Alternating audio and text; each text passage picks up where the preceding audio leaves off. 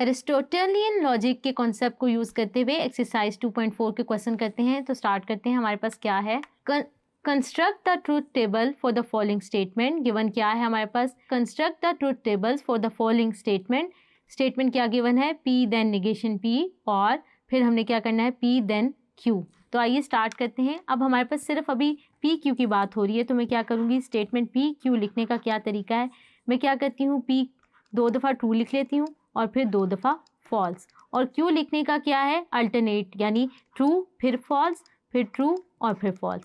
ये हमारे पास standard notation है, यानी ये इस तरह चेंज होगी। जब भी हमने P देन Q या इन दोनों के कोई भी सिंबल अप्लाई करना होगा तो P को इसी तरह लिखेंगे, पहले 2 ट्रू और आखिरी 2 फॉल्स, और Q को किस तरह लिखेंगे, ट्रू फॉल्स। अब हमारे पास सबसे पहले क्या है, P देन निगेशन P लेना है, तो हम सबसे पहले निगेशन P ले लेते हैं। अभी हमने डिस्कस किया निगेशन P क्या होता है, ऐसी स्टेटमेंट जो ट्रू को क्या कर दे, फॉल्स बना दे। तो हमारा अगर निगेशन P देखें तो ट्रू क्या आ जाएगा, फॉल्स आ जाएगा, सेकंड भी क्या आ जाएगा, फॉल्स, और जो फॉल्स होगी वो क्या हो जाएगी, ट्रू। तो हमने निगेशन P ले ली।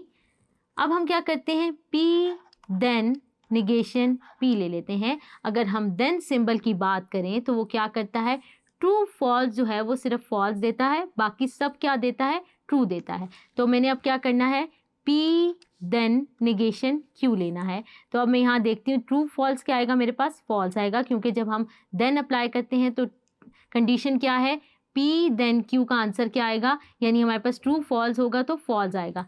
इसी तरह मैं दूसरे में देखूँ तो ये भी क्या आएगा, फॉल्स। अब मैं क्या करती हूँ, फॉल्स ट्रू, तो मेरे पास आंसर क्या आएगा, ट्रू। इसी तरह फॉल्स ट्रू क्या आ जाएगा, ट्रू।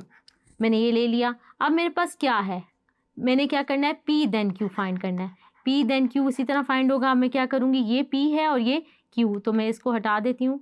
टिक से आप देख सकते हैं कौन से कॉलम का हम ले रहे हैं, P देन Q। तो हमारे पास ट्रू फॉल्स का रिजल्ट जो आएगा फॉल्स आएगा, बाकी सब क्या आएंगे, ट्रू। तो true false false, false true क्या आएगा, ट्रू, फॉल्स भी क्या आएगा, ट्रू। ये हमने क्या किया, P देन Q ले लिया।